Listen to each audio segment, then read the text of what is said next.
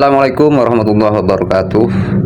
Kata-kata yang dulu atau qaul qadim dari Kiai Muharrar Qudhari, katanya goncangan kepada habaib itu adalah bagian dari tanda-tanda akan munculnya Dajjal.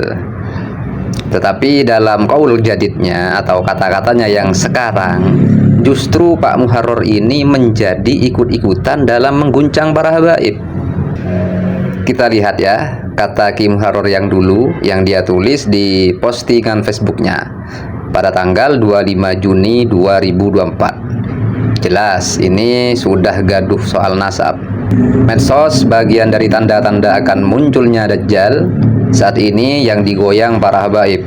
Sebentar lagi dzurriyyah Rasulullah SAW. Lalu akan ada fitnah besar di umat ini, yaitu tidak percaya dengan ulama. Jadi memang betul Pak Harror ya, sekarangan ini kesannya nasab habaib saja yang diserang. Nanti pada gilirannya nasab keturunan Rasulullah yang lain juga ikut diserang nanti. Kemarin juga kelompok Anda itu bilang bahwa Imam Ahmad adalah tokoh fiktif. Juga sekarangan ini sudah mengobok-ngobok ketetapan ilmu nasab yang sudah berlaku. Akhirnya hal ini bisa merembet membuat stigma negatif pada ulama-ulama yang menetapkan dan membela nasab habaib. Seolah-olah ulama yang meyakini dan menetapkan nasab habaib itu dianggap bodoh semua, dianggap tidak pernah meneliti, dan dianggap hanya taklid buta. Yang benar itu cuma Pak Imad saja, yang meneliti, yang sesuai dengan dalil, yang ijtihadnya benar itu cuma Pak Imad saja. Jadi ulama yang lain, para ulama dari ratusan tahun itu salah semua.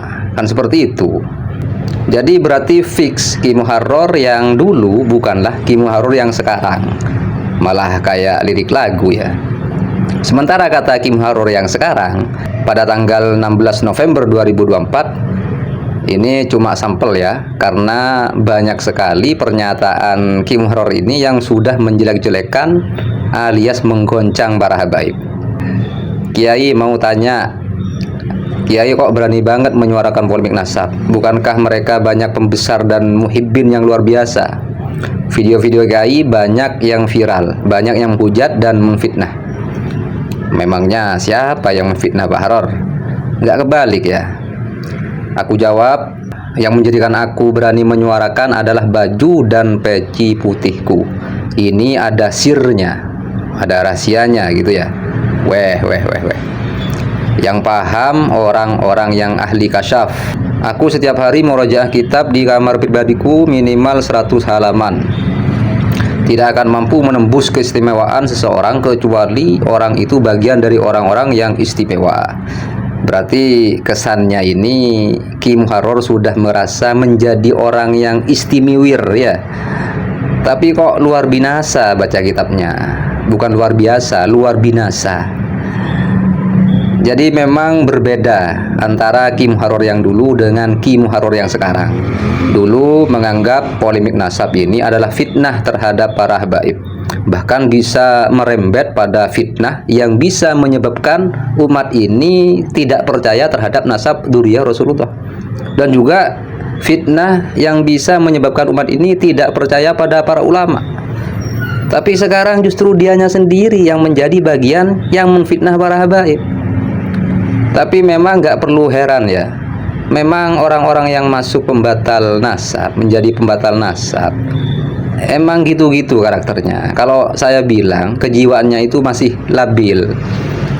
Atau begini, An Abi Hurairah arahu rafa'ahu qala ahbib habibaka haunamma asa ayyakuna ba'idaka yaumamma wabgid bagidaka haunamma asa ayyakuna habibaka yaumamma.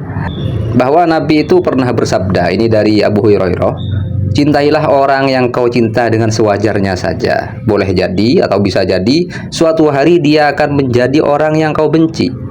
Dan bencilah orang yang kau benci dengan sewajarnya saja.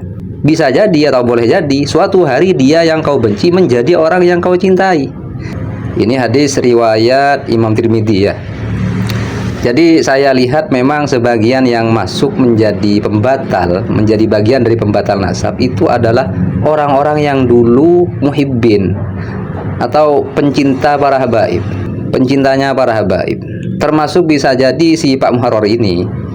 Maka mungkin dulu ketika mencintai itu keterlaluan, berlebihan, sehingga ketika merasa disakiti atau jika merasa disakiti sedikit saja atau merasa tidak cocok dengan sikap orang yang dicintai, maka cinta tadi berubah menjadi benci, dan bencinya bisa gak tanggung-tanggung. Yang menyakiti cuma segelintir orang, tapi yang disalahkan satu keluarga, bahkan beserta kakek moyangnya. Dan dengan cara apapun akan digunakan untuk menjatuhkan orang yang dibenci. Itu kalau sudah saking bencinya. Jadi bagi siapapun, peganglah hadis Nabi tadi, ya, yakni mencintai sewajarnya dan membenci sewajarnya, agar akibatnya itu tidak menjadi kebalikannya. Tapi mungkin yang saat ini keterlaluan dalam membenci habaib, besok atau lusa dia akan berubah menjadi mencintai habaib, bisa jadi kan. Dan yang asalnya mencintai para habaib, kemudian gara-gara termakan narasi-narasi kebencian yang dibangun oleh suatu kelompok, sehingga dia menjadi benci para habaib sampai keterlaluan, mungkin nanti akan kembali mencintai lagi. Ya, mudah-mudahan saja. Saya akhiri, ya muqallibal qulub, tsabbit qalbi ala dinik.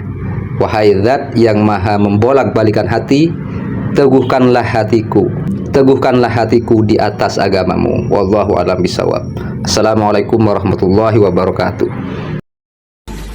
Istri saya nikah setahun, 2 tahun, 3 tahun, istri tidak bisa hamil, belum hamil. Saya mendapatkan ijazah membaca Simtudurur untuk datang ke Solo. Setelah saya datang ke Solo, setelah mengikuti pembacaan Simtudurur dan ziarah ke tempatnya Habib Alwi Al-Habsyi, alhamdulillah pulang istri hamil. Setelah 4 bulan saya ke sana lagi, bertemu dengan Habib Alwi bin Ali, cucu dari yang punya kitab Simtudurur. Beliau mengatakan, Ustaz, kelak anakmu perempuan, beri nama Halimati Sa'diyah. Setelah lahir, alhamdulillah perempuan, dan saya beri nama Halimati Sa'diyah. Dan alhamdulillah saat ini anak pertama belajar di Yaman. Semoga saja pembacaan Simtudurur ini untuk menyatukan pribumi dengan orang-orang Yaman, para habaib dan semua pribumi disatukan oleh Allah Subhanahu wa taala untuk li'ila'i kalimatillah. Al-Fatihatu bil qabul wa tamami kulli sul wa ma'mul.